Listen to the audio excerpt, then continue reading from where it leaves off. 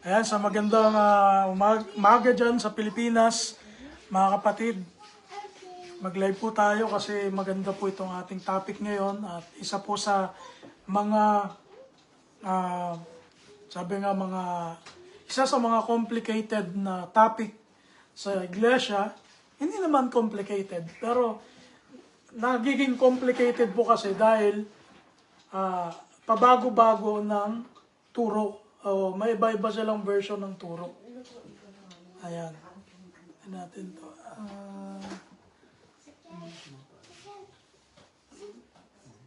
Sabihin niyo po kung nakikita niyo, ha? Ayun. Parang walang nakita. Nakita niyo ho ba? Ano yung nakita? Nakita niyo ho yung slide? Malaki yung slide. Yung, maliit.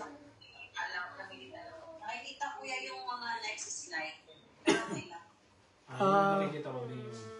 Ito.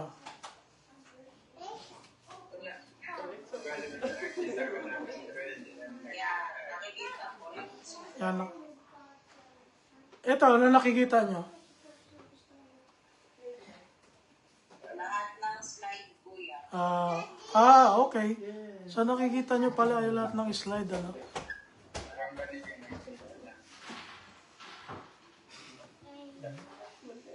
Ayan. Ayan. Yan, ang nakikita nyo lang yung slide, tsaka yung mukha ko. Yung next slide ko, pero next animation. Okay. Nakikita ko yan. So nakikita nyo pala. Yan yung display na store.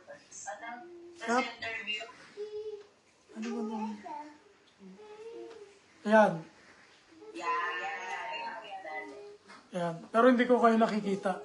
Nabali nakikita kayo ng Lord. Okay.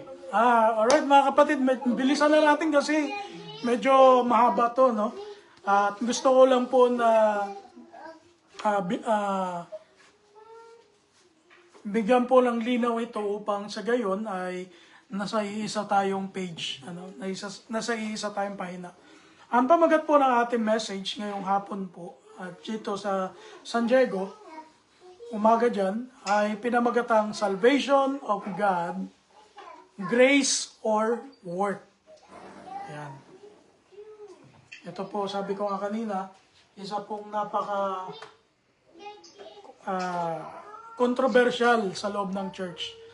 At dalawa po yung ating mga passages na gagamitin. Bagamat marami pang passages mamaya. Ito po yung ating main passages. Sa Ephesians chapter 2 verse 8 to 10.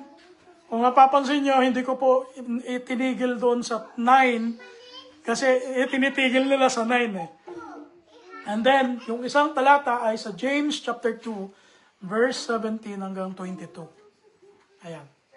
At ito yung mga puntos na tatalakayan natin sa oras po nito. Number 1, aral mula kay Pablo at kay Santiago. Kasi si Pablo po yung nagsulat nung sa Efeso, si Santiago naman yung nagsulat ng Santiago. Pangalawang puntos, yung connection ng biyaya o yung grace at gawa. At mamaya sasagutin natin yung pinaglalaban ng mga ibang mga sekta na is faith alone can save. Pananampalataya lang ba daw ang dapat gawin? Wala daw ba tayong dapat gawin? Wala po ba ng gawa na dapat gawin? At pangatlo, pwede ba tayong mahulog sa kaligtasan? Yan po yung tatlo na gusto ko pong i-share sa inyo at pag-aralan po natin upang sa gayon ay hindi po tayo nalilito kung ano po yung stand ng church dito po sa doktrinang ito. Handa na po ba kayo? Amen? Ay, kala ko ano. Ayan, una po, dito tayo sa Efeso 2, 8 hanggang 10. Pakibasa mga brother side. Sapagkat sa biyaya kayo'y nangaligtas sa pamamagitan ng pananampalataya, at ito'y hindi sa inyong sarili, ito'y kaloob ng Diyos. Hindi sa pamamagitan ng mga gawa, upang ang sino man ay huwag magmapuri. Sapagkat tayo'y kanyang gawa na nilalang kay Kristo Jesus para sa mabubuting gawa ng mga inihanda ng Diyos ng una pang upang siya nating lakaran. Ayan. So, yan po yung unang talata, no? At makikita natin dito yung salitang nangaligtas sa pamamagitan ng pananampalataya. Ano? Sa biyaya, through grace of God, ano? By the grace of God, through faith, we are saved. Ano? Hindi daw sa pamamagitan ng mga gawa. Mamaya pag-uusapan natin ano bang uri ng gawa, yung tinutukoy po dito ni Paul. Ayan. Dito naman sa Santiago 2:17 hanggang 22, ang sabi rito ng kinakapatid ng Panginoon na si Santiago, gayon din naman, ang pananampalataya na walang mga gawa ay patay sa kanyang sarili. Oo, sasabihin ng isang tao, ikaw ay mayroong pananampalataya at ako'y mayroong mga gawa.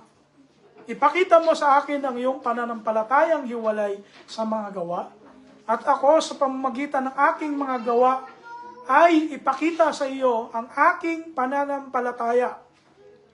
Ikaw ay sumasampalataya na ang Diyos ay isa, mabuti ang iyong ginagawa. Ang mga demonyo man ay nagsisisampalataya at nagsisipanginig. Datapot ibig mo bagang maalaman o taong walang kabuluhan na ang pananampalataya na walang mga gawa ay baog? Hindi baga ang ating amang si Abraham ay inaring ganap sa pamamagitan ng mga gawa dahil sa kanyang inihain si Isaac na kanyang anak sa ibabaw ng dambana. Nakikita mo na ang pananampalataya ay gumagalawang kalakip ng kanyang mga gawa at sa pamamagitan ng mga gawa ay naging sakdal ang pananampalataya. Ayan. So mga kapatid, ito po yung ating pag-uusapan ngayon. Yung Epistle of Paul and Epistle of James. Sila po ba ay nagkokontrahan sa isa't isa? Sila po ba ay hindi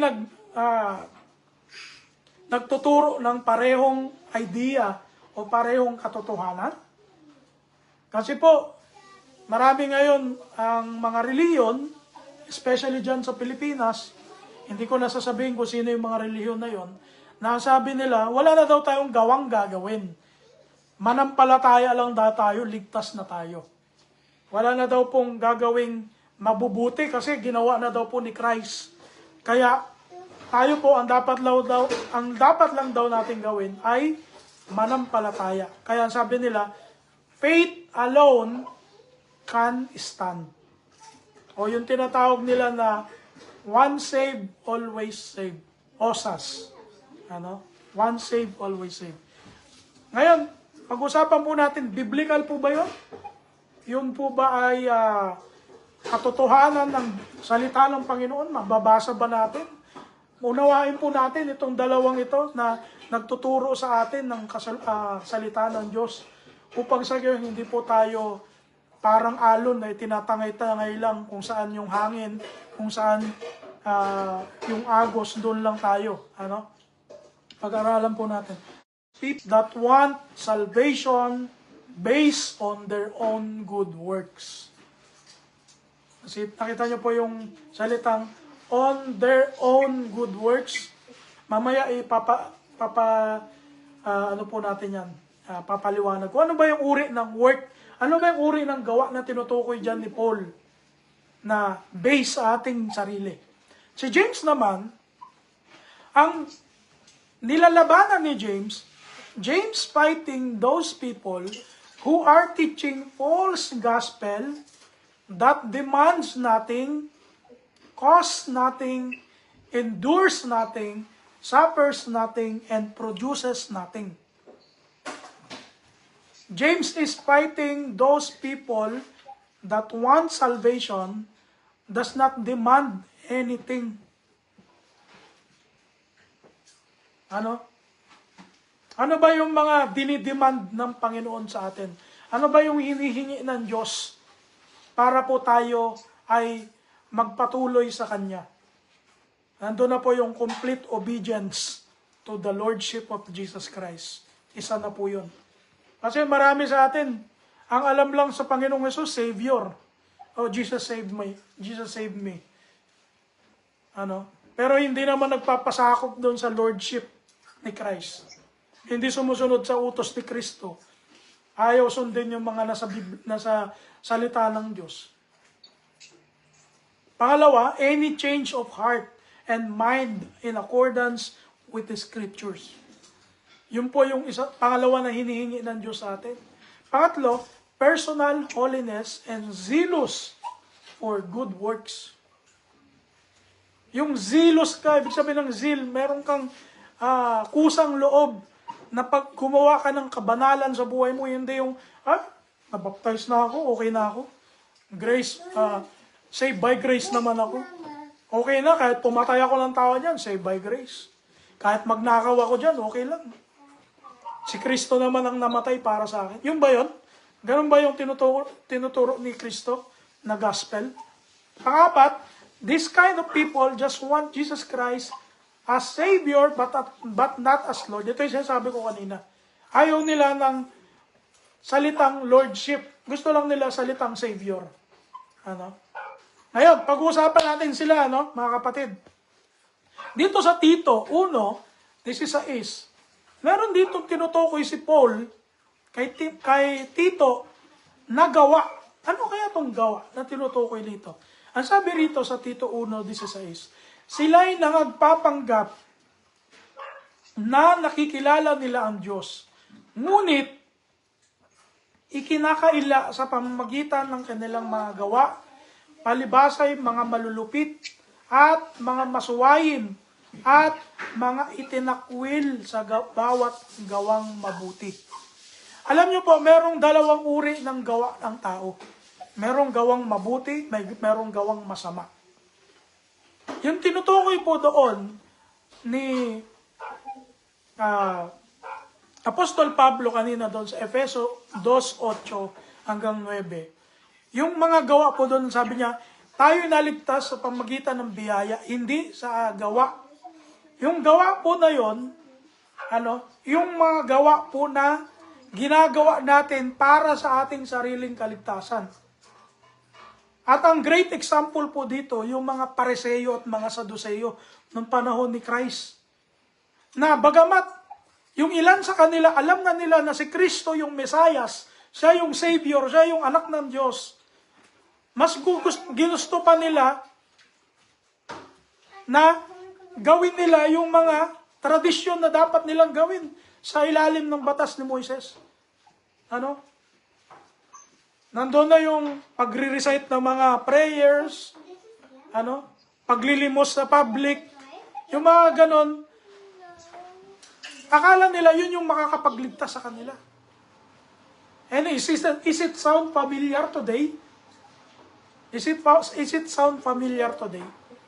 Marami mga tao ngayon, gumagawa sila ng sarili nilang kaligtasan. At kapag tayo po gumagawa tayo ng sarili nating kaligtasan, na wala o outside doon sa biyaya ng Diyos na si Kristo Jesus, hindi tayo nagpapasakop kay Christ, wala tayo sa umbrella ng grace ng Diyos, sa pamamagitan ni Kristo, gumagawa tayo ng sarili nating good works, then ito yung sinasabi ni Paul sa Ephesians chapter 2 verse 8-9, na hindi yan yung makakapagligtas sa inyo. In other words, si James at si Paul, hindi po sila nagko-contradict sa isa't isa. Na bagamat tayo ay iniligtas ng Panginoon sa pamamagitan ng biyaya ng Diyos, sa pamamagitan ni Kristo, meron pa rin po tayong gagawin na gawa. Kaya nga doon kanina sa binasa natin sa chapter 2 verse 10 ng Ephesians, balikan nga natin, chapter 2. Ayan anong sabi dyan sa chapter 2 verse 10? sapagkat tayo'y kanyang gawa. Ano daw po tayo? Gawa. Gawa tayo ng Diyos. Kasi mismo ang Diyos gumagawa. Na nilalang kay Kristo Jesus. Para saan daw tayo? Para sa... Oh, hindi na kayo umimik po dyan. Para sa mabubuting gawa. Hindi naman pala mabubuting pananampalataya eh. Mabubuting gawa na mga inihanda ng Diyos ng una pang upang siya nating lakaran. Meron pala tayong lalakaran. Hindi lang pala pananampalataya yun. Bago pa pala tayo nilikha ng Diyos, meron na siyang plano. At yung plano na yon, kasama sa plano na yon, may lalakaran tayo. Tayo mga pinili ng Diyos, tayo mga niligtas ng Diyos sa pamamagitan ni Kristo Jesus. Meron po tayong lalakaran. Ano yung lalakaran natin? Yung mga mabubuting gawa. Meron palang gagawin eh. Kaya sabi ni James, ikaw, sinasabi mo may pananampalataya ka, ipakita mo sa gawa. Nagets po natin? Baka sabihin natin, puro pananampalataya lang. Eh sabi ni Paul, sabi ni James dyan, no? Sa chapter 2, verse 19 ng Santiago, ikaw ay sumasampalataya na ang Diyos ay iisa, mabuti ang iyong ginagawa. Alam niyo, ang pananampalataya, ito po ang first step for salvation. You have to believe. You have to have faith in God. That's before you do anything else. Kasi kung hindi ka pwedeng mag-baptize kung wala kang faith sa Lord. Hindi mo pwedeng gawin yung baptism kung hindi mo naman pala pinasanasampalataya na ng Lord. So, ang first thing na dapat mong gawin, you must have faith. Kailangan mong manimala, kailangan mong magkaroon ng pananampalataya.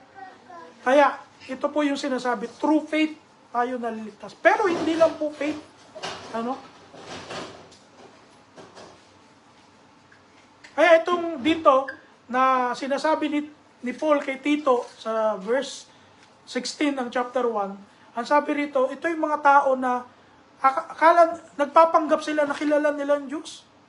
Pero itinatakwil sila ng mga gawa nila kasi hindi nakikita eh. Maraming ganito ngayon mga Kristiyano. Na sinasabi nila, Kristiyano daw sila. Pero hindi naman nakikita sa gawa.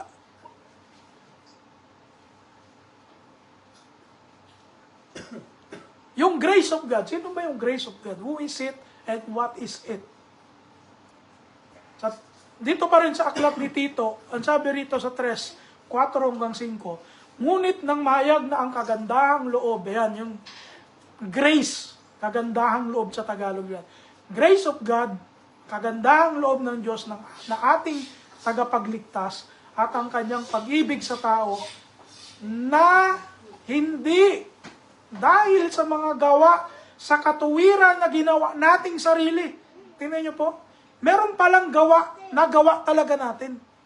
Hindi po ito yung tinutukoy ni Paul doon sa Acts chapter 2 verse 8 to 9 na gawa.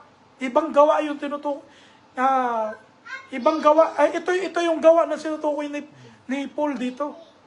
Ano? Ito yung gawa na katuwiran na ginawa natin sarili.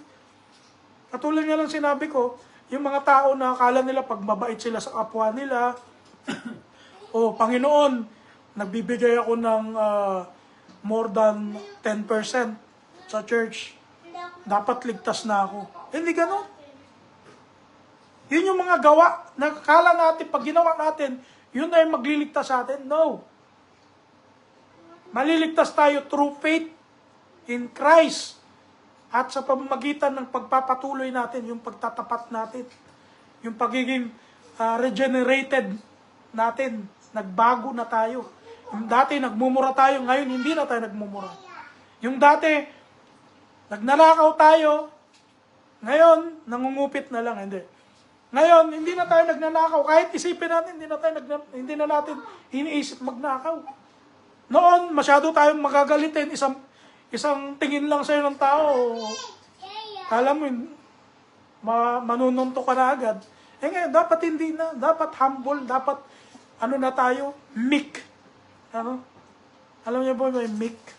Hindi yung mik-mik, iba yung pagkain yun. Mik, yung mahinahon, ayan sa Tagalog. Diba?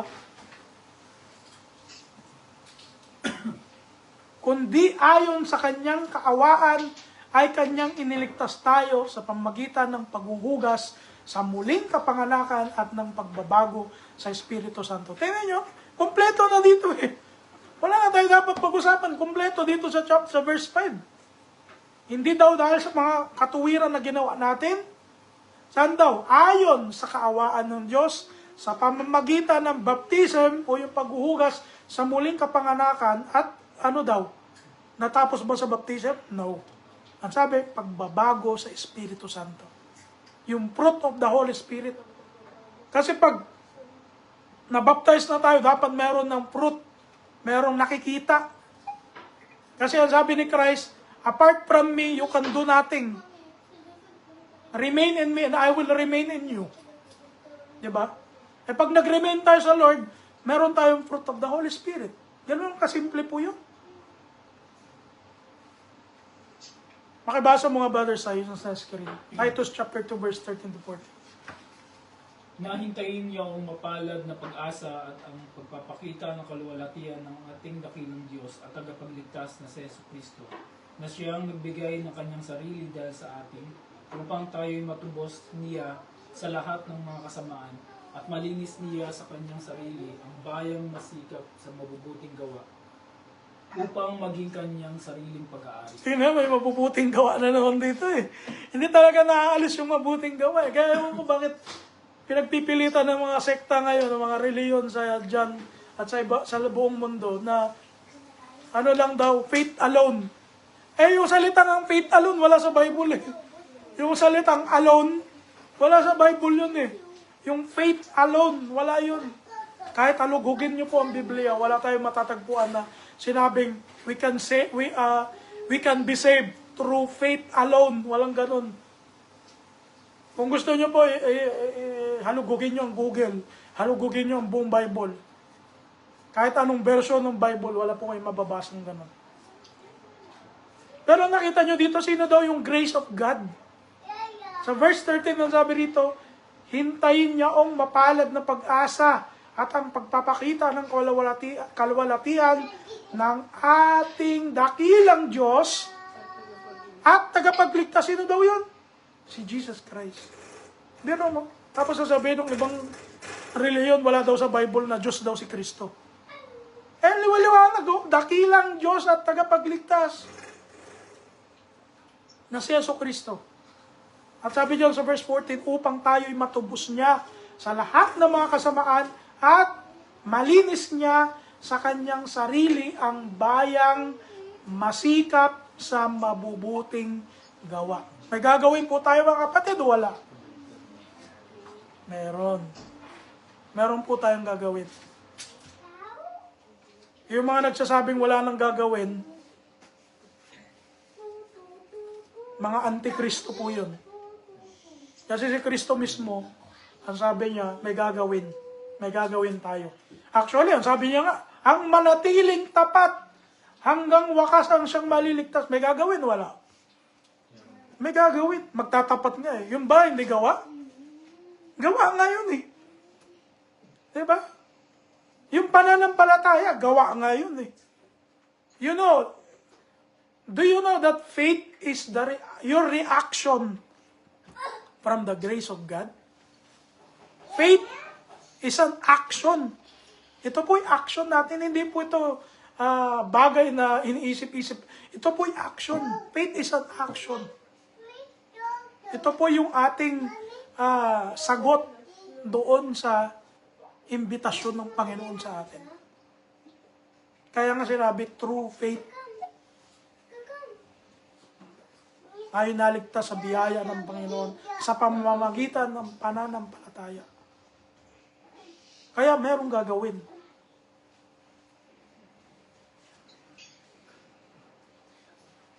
Faith with work. Tingnan natin to sa 1 John chapter 3, verse 23.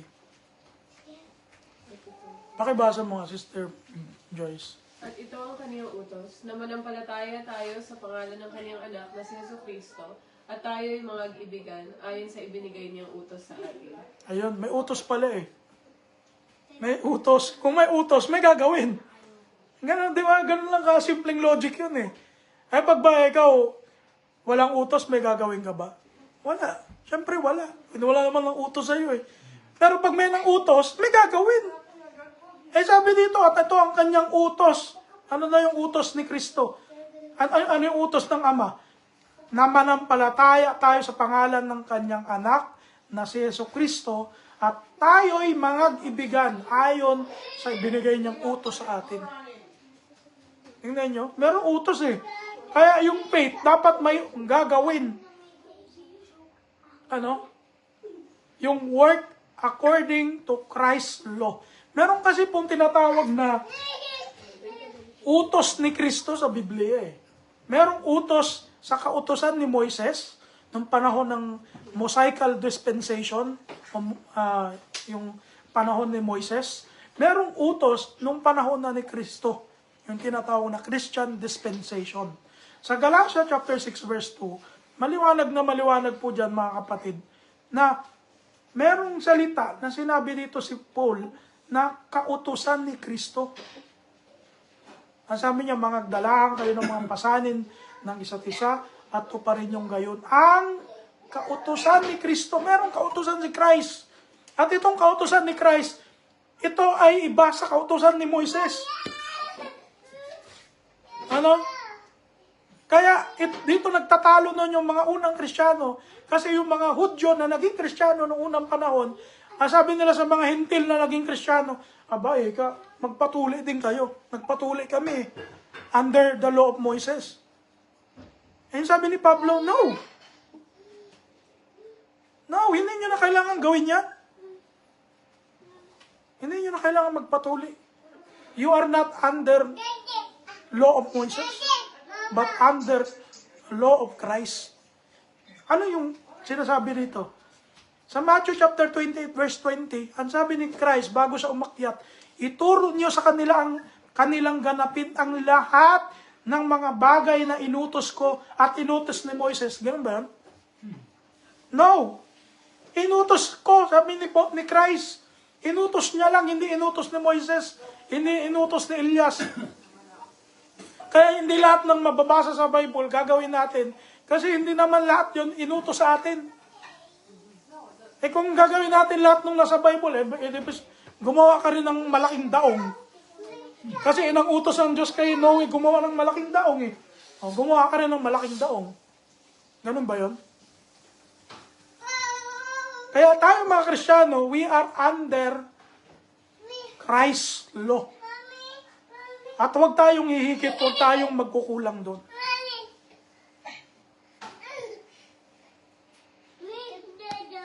What word Paul was talking about in Ephesians chapter 2 verse 9? Ito po yung law of Moses. Kasi po, katulad nga ng sinabi ko kahapon, merong malaking crisis nung panahon po na nangangaral si Paul sa Asia Minor. Itong mga Kristiyano na galing Judea, mga Kristiyano, mga Hudyo na naging Kristiyano, yung iba doon against kay Paul. Anong ginagawa nila? Sumusunod sila kung saan yung mga na church plant ni Paul, punta sila ng Corinto, punta sila ng Galacia, punta sila ng Efeso, at iba yung itinuturo nilang gospel. Ang sabi nila, yung pagiging Kristiyano nyo, dapat gawin nyo pa rin yung ginagawa namin, na under pa rin kami ng law of Moses. Kaya, ito po yung nilalabanan ni Paul. Kaya kung babasahin natin ang Romans, Galatians, Ephesians, yung mga pagtutuli, yan po yung mga kinokombat ni Paul. Kasi napakarami po ng mga Hudyo na naging Kristiyano ang nangliligaw ng mga Hentil na Kristiyano. At nangyayari ito hanggang ngayon. Sabi ng ibang reliyon, bawal kang kumain ng baboy. Wala naman. kasi daw sa Bible, bawal daw kumain ng baboy. Kaya nga nung sumulat ang mga apostol, sumulat yung mga apostol, ang sabi, wag na natin silang pahirapan yung mga kapatid nating hintil. Bagkus, sa aming minagaling at sa minagaling ng Espiritu Santo, sa Book of Acts po ito, na sinasabi ko. Ang sabi niya, ito na lang yung isulat natin sa kanila. Huwag kakain ng inandog sa Diyos-Diyosan. Huwag kakain ng binigti. Ano pa yung sinabi doon? Huwag makikiapid. At huwag kakain ng dugo. Yun na lang yung sinabi. Maliban sa mga ito, sabi niya, ay huwag na namin kayong aatangan na mas mabigat, paalam. Oh. With the guidance of the Holy Spirit, yun na lang. Sa dinami-dami ng Law of Moses, diba? Huwag kakakain ng may biyak na kuko. Huwag kakakain ng mga walang kaliskis na isda. Diba? Yun yung mga utos sa kanila noon eh. Pero ngayon, sa utos ni Kristo, wala nang ganun. Kaya nga kumakain tayo ng baboy. Ang mga Israelita noon, hindi kumakain ng baboy. Oo. Kaso yung iba, hanggang ngayon, yun ang sinusunod eh. Yung mga Seventh-day Adventists, magsasabi na ako ng reliyon. Hindi ko sa sinisiraan sila, Kaya dito, meron tinutukoy dito na Law of Moses and Law of Faith. Nasa Bible po yan, sa Romans chapter 3, verse 27 hanggang 28. Ang sabi rito, kaya nga, saan naroon ang pagmamapuri, ito'y iniwalay na sa pamamagitan ng anong kautusan. Tingnan nyo, may kadalawang kautusan. Ng mga gawa? Hindi, sabi ni Paul, kundi sa pamamagitan ng kautusan ng pananampalataya. Law of faith. Ito po yung itinuturo ni Christ. Ito yung under of Christ. Naiintindihan po natin mga kapatid. Kaya nga wala na tayong may pagmamalaki eh. Kasi hindi naman tayo gumagawa ng mabuti dahil ayon sa gawa natin. Kundi ayon sa gawa ni Kristo na tayo po ipagpapatuloy natin sa buhay natin yun. Hindi yung ginawa na ni Kristo, wala na akong gagawin. Hila-hilata na lang ako. Ganun ba yun? Yan yung mga karamihan tinuturo ng mga pastor eh. Pero sige pala, pastor, hindi na rin po ako magta-tithes and offering. Kasi sabi mo, wala nang gagawin eh. Sabi na, hindi naman. Mag-tithes and offering ka pa rin. Wala akong sahod. Diba? Sasabihin, wala na daw gagawin, pero magpapa-tithes and offering pa rin. Hindi ba yung tithes and offering, mabuting gawa yun? Kung wala na talaga tayong gagawin, dapat wala na tayong gagawin mabuti. Huwag na tayong magmahal ng kapwa natin. Ginawa na pala ni Christ lahat eh. Ano palang gagawin natin?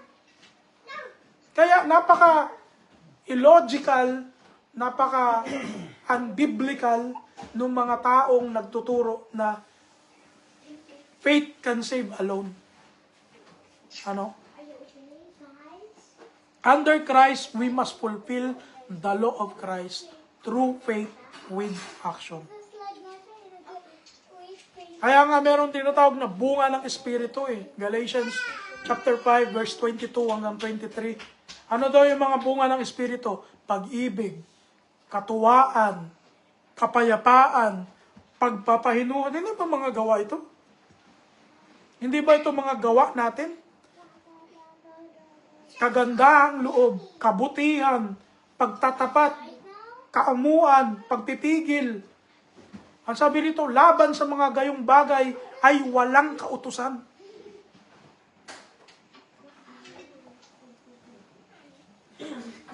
Ito yung sinasabi ko kanina sa John chapter 15 verse 4 hanggang 7. Ang sabi ni Christ, abide in me and I in you, as the branch cannot bear fruit of itself except it abide in the vine.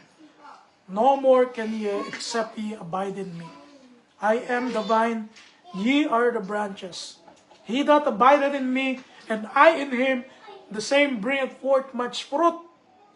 For without me, you can do nothing. If a man abide not in me, he is cast forth as a branch and is withered, and men gathered them and cast them into the fire, and they are burned. If ye abide in me, and my words abide in you, ye shall ask what ye will, and it shall be done unto you. Ano daw po gagawin doon sa mga taong hindi namumunga ng banal na Espiritu? Walang bunga ng Espiritu Santo, itinatapon sa apoy. Yun yung mga taong nagtuturo na faith alone can save them. Kasi wala na silang ginawa eh. Wala na rin silang bunga.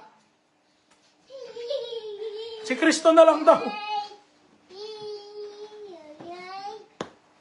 Sa katunayan, mga kapatid, sa Biblia mismo, merong tinuturo na dagdagan yung pananampalataya. Ang sabi po ni San Pedro, sa 2 Pedro 1, 5 hanggang 9, pakibasa nyo nga, Brother Sai.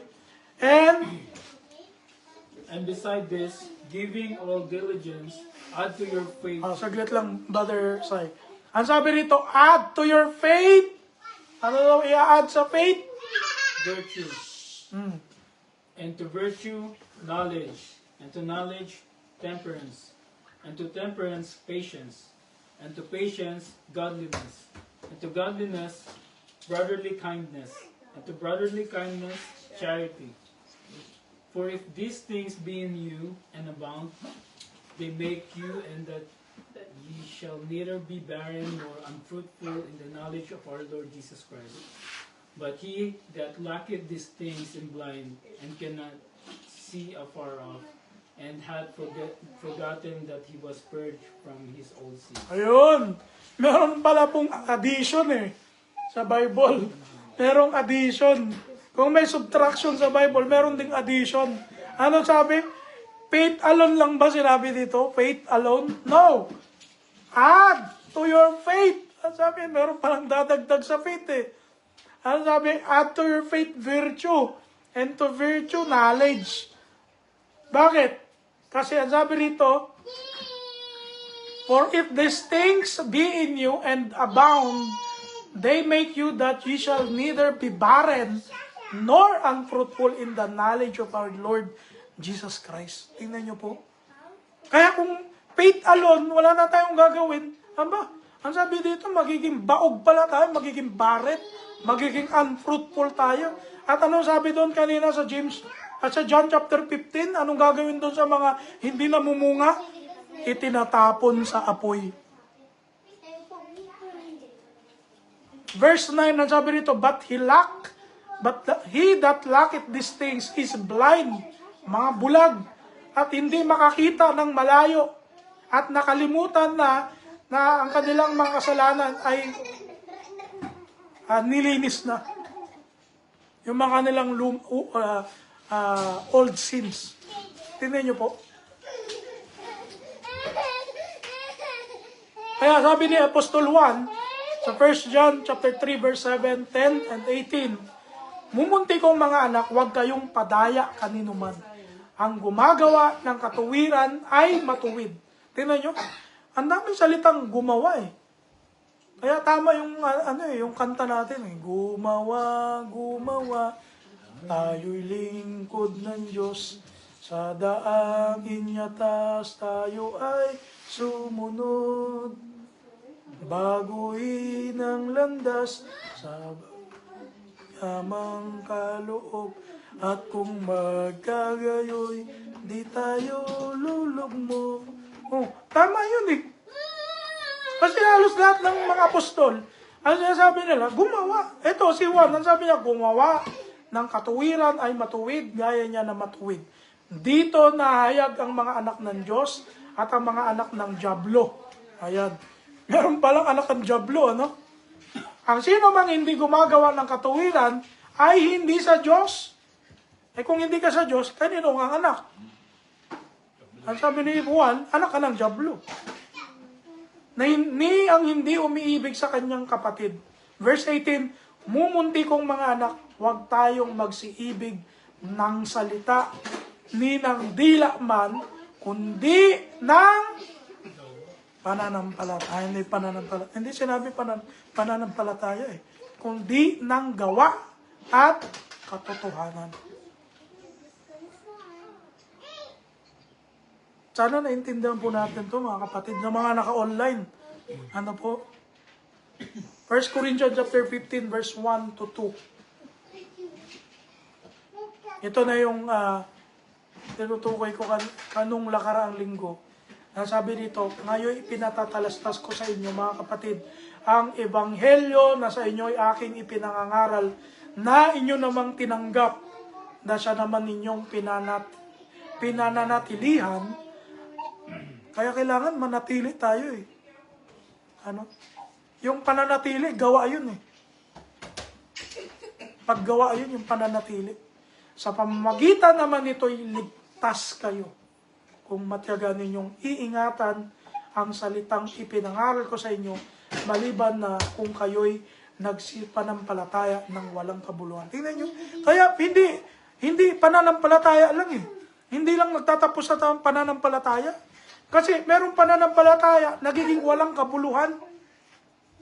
Oo nga, may faith ka nga, pero walang saysay, walang kabuluhan.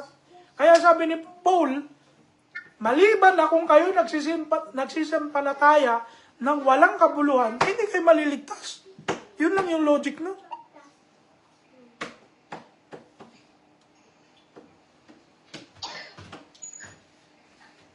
Sa katunayan mga kapatid, meron tayong dapat talagang gawin sa kaligtasan natin. Ang sabi sa Pilipos 2:12, pakibasa mo nga, Sister Joyce. Kaya nga mga minamahal ko, kung paano ang inyong laging pagsunod na hindi lamang sa harapan ko, kundi bagkus pa ngayong ako'y wala na. Ngayong ako'y wala na. Ngayong ako'y wala. Ay lubusin ninyo ang gawain ng inyong sariling pagkaligtas na may takot at panginginig. Ayan, nakita niyo yung word dyan? Ay, ano daw gawin? Lubusin ninyo ang gawain ng inyong sariling pagkaligtas na may takot at panginginig. Meron po tayong gagawin o wala? Meron. Ano daw yung gagawin natin? Lubusin daw natin yung gawain ng sarili nating pagkaligtas. Hindi porke nabaptize ka na wala ka nang gagawin. No! Ang sabi ni Paul, lubusin ninyo yung gawain para kayo maligtas. Ano? Yung salvation kasi yun, hindi yun, pag na-save ka na, okay na. Kahit pumatay ka ng tao, okay ka na. No. Pwede po tayong mahulog sa kaligtasan. Pwede po tayong mawala. Marami pong, sa Biblia, actually sa Biblia, marami po ang nahulog sa kaligtasan. At ito po yung ididibang ko sa inyo ngayon. Yung OSAS, Once Saved, Always Saved. Ito po yung ginagamit ng mga ng mga relihiyon na nagtuturo ng Once Saved, Always Saved. Itong Roma chapter 8, verse 35, 38 hanggang 39. Ang sabi, tingnan mo dito sa sinabi ni Paul. Sino ang makapaghiwalay sa atin sa pag-ibig ni Kristo? Wala, di ba? Kahit ang kapigatian, ang kahapisan, ang pag-uusig, ang kagutom, ang kahubaran, ang panganig o ang tabak. Ang sabi rito, sapagkat ako'y naniniwalang lubos na kahit ang kamatayan man, kahit ang buhay, kahit ang mga anghel, kahit ang mga pamunuan, kahit ang mga bagay na sa kasalukuyan, kahit ang mga bagay na darating, kahit ang mga kapangyarihan, kahit ang kataasan, kahit ang kababaan, kahit ang alinmang ibang nilalang, ay hindi makapaghiwalay sa atin sa pag-ibig ng Diyos na nasa kay Kristo Jesus na Panginoon natin. O sabi, tignan mo, di wala talagang makakapaghiwalay sa atin. Hindi talaga mawawala yung salvation natin. Pero pansinin niyo po yung talata na binasa natin. Walang sinabi dyan yung kahit sarili mo. Walang tinukoy dyan na kahit sarili mo, hindi mo pwedeng ihiwala yung sarili mo sa Panginoon. No! Why? Because you can reject the salvation of God. You can able to reject. Sa katunayan, sa Biblia, maraming nang reject ng kaligtasan na dati nasa kanila. Tinanggap na nila eh. Pero nireject nila uli. Pwede tayong mahulog sa biyaya kung tayo mismo tatanggihan natin si Kristo. Tayo mismo. Hebreo 12:15. Ang sabi rito, napakaingatan na baka ang sino may di makaabot sa biyaya ng Diyos, baka kayo'y bagabagin ng anumang ugat ng kapaitan na sumisibol, at dahil dito'y mahawa ang marami. Kaya nyo? Meron bang hindi makakaabot sa biyaya ng Diyos? Meron. Meron. Kaya nga may warning eh. Yung author ng Hebreo. Ingatan natin yung ating pananampalataya. Why? Because meron pong hindi makakaabot sa biyaya ng Diyos. At dito rin sa aklat na ito, sa chapter 10, pakibasa mo nga, Brother Sai, verse 38 to 39. Ngunit ang aking lingkod na matuwid ay mabubuhay sa pananampalataya, at kung siya ay umurong, ay hindi kalulugdan ng aking kaluluwa. Oh. Ngunit tayo'y hindi doon sa mga nagsisibalik sa kapahamakan, kundi doon sa mga may pananampalataya sa ikaliligtas ng kaluluwa. Ayan. Nakita nyo po yung salita dyan na umurong? Meron po bang umuurong o wala? Meron. At ang sabi roon, hindi kalulugdan ng aking kaluluwa. Ngunit tayo hindi doon sa nagsisibalik. Meron kasing bumabalik sa kapahamakan eh. Ano? Ang sabi dito, kundi doon sa mga may pananampalataya sa ikaliligtas ng kaluluwa. Kaya hindi totoo yung once save, always save. Na pag tayo ligtas, ligtas na magpakailanman. Kahit mga rape ka dyan, ligtas ka pa rin. No. Sa katunayan, sa Bible, napakaraming humiwalay sa Panginoon. Mamaya pag-usapan natin. Dito sa 2 Pedro naman, sa 2:20-22, ano yung sinasabi dito ni Pedro? Sige, go ahead, Sister Jess. Sapagkat kung pagkatapos na sila'y makatakas sa mga pagkahawa sa sanglibutang sa pamamagitan ng pagkakilala sa Panginoon at tagapagligtas na si Jesucristo, ay muling mahalubiluhan at madaig na yaon, ay lalong sumasama ang muling kalagayan nila kaysa ng una. Sapagkat magaling pa sa kanila ang hindi nakakilala ng daan ng katuwiran, kaysa pagkatapos na makakilala ito ay tumalikod sa banal na utos na ibinigay sa kanila. Nangyari sa kanila ang ayon sa kawikaang tunay. Nagbabalik na muli ang aso sa kaniyang sariling suka at sa paglulubalob sa pusali, ang babaeng baboy na nahugasan. Ayan.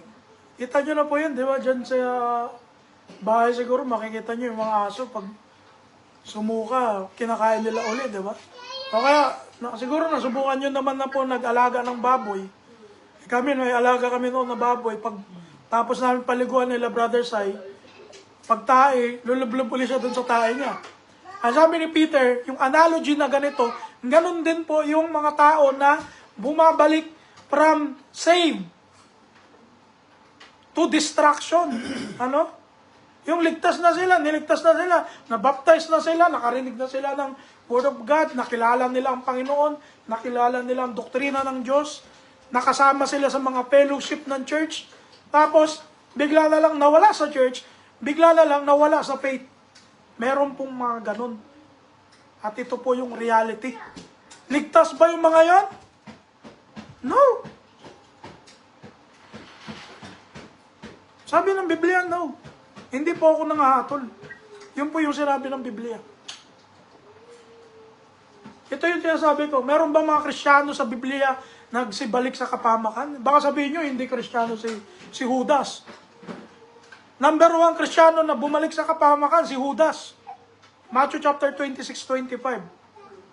Pangalawa, yung mga alagad no tumalikod kay Christ. Noong panahon na itinuturo niya yung pagiging bread na bumababa mula sa langit. Siya yung tinapay na bumaba galing sa langit. Hindi nila matanggap. Kaya andyan, sabi dyan sa John chapter 6 verse 66, dahil dito ay marami sa kanyang mga alagad ay nagsitalikod at hindi na nagsisama sa kanya. Tingnan nyo. Meron mga tumalikod eh. Kaya ano sasabihin natin walang tumalikod? At ito, yung sinasabi rito ni Paul kay Timothy, na si Himeneo at si Alejandro. Diba? Ano sabi rito sa 1 Timothy chapter 1 verse 20? Na Na sa mga ito'y si Himeneo at si Alejandro na silang aking ibinigay kay Satanas upang sila'y maturuang huwag mamusong. tingnan nyo, si Paul, itong dalawang ito na mga kapatiran noon, mga kasama sa church, sabi niya, ibinigay ko na sila kay Satanas upang sila'y maturuang huwag mamusong. Eh kasi nga, pag pinabayaan natin yung mga ganito sa church, ito yung nakaka-apekto sa loob ng church. Kaya nga kung kinakailangan mag-excommunicate, we must excommunicate those persons. Ano? Hebreo 6, 4 hanggang 6. Sabi dito, sapagkat tungkol sa mga minsang naliwanagan at nakalasap ng kaloob ng kalangitan at mga nakabahagi ng Espiritu Santo at nakalasap ng mabuting salita ng Diyos at ng mga kapangyarihan ng panahong darating. At saka, nahiwalay sa Diyos, ano daw mangyayari sa kanila? Ay di maaring baguhin silang muli sa pagsisisi. Yamang kanilang ipinapakong muli sa ganang sa kanilang sarili ang anak ng Diyos at inilalagay na muli siya sa hayag ng kahihiyan. Kaya pwede po tayong mahulog sa biyaya kung tayo mismo i-reject po natin si Christ. Lagi nating tatandaan mga kapatid na tayo hatulan ayon sa ating mga gawa, hindi sa pananampalataya. Ang dami pong mga verses sa Bible na sabi, katulad nito sa 2 Korinto 5:10. Ang sabi rito, sapagkat tayong lahat ay kinakailangang mahayag sa harapan ng hukuman ni Kristo upang tumanggap ang bawat isa sa mga bagay na ginawa sa pamamagitan ng katawan ayon sa ginawa niya maging mabuti o masama. Saan daw tayo hatulan? Sa pananampalataya ba? No. Sa pamamagitan ng ating mga gawa. Sa pamamagitan ng ating mga salita. Sa Revelation chapter 20, verse 12 hanggang 13. Pakibasa mga brothers.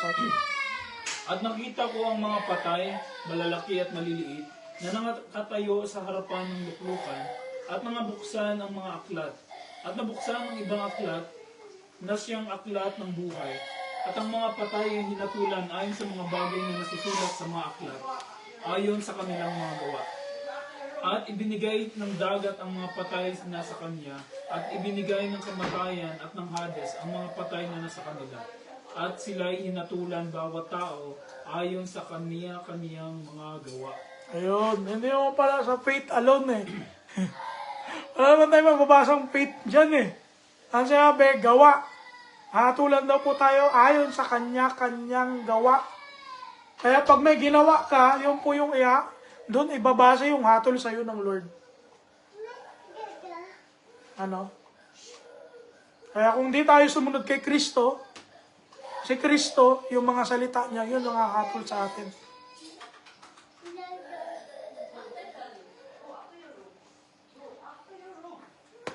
Mga kapatid, dito po magtatapos ang ating mensahe.